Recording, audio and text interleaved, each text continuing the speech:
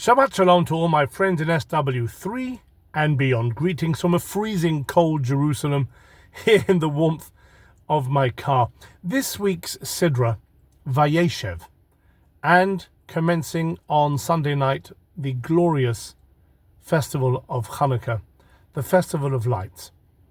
There is a connection found by the Chayei Adam, a medieval commentator on the Torah. And it goes like this. The Ethics of the Fathers of Pirkei Avot has a very famous saying which says, Aseh lecha rav, make for yourself a mentor, make for yourself a leader, a teacher.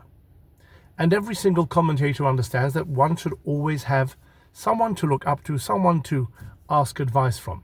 The Chayei Adam says no. It means Aseh lecha rav, make to you a master. You become your own master. You look up to yourself and make yourself the responsible one, and not to look for guidance when something is happening on the spot and you have to make a decision. You be the master. You make that decision for yourself.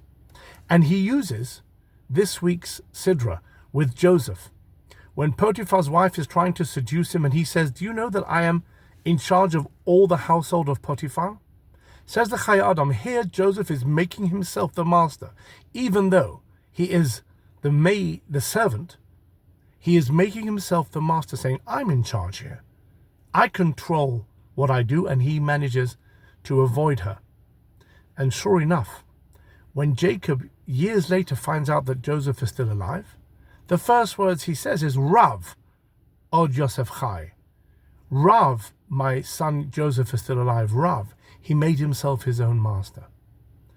In the story of Hanukkah, there is no more prophets in the story that had long gone from the Jewish people.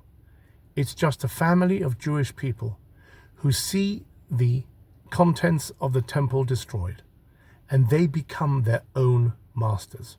And they take on the Greek-Syrian regime, and they win. They drive them out of Jerusalem.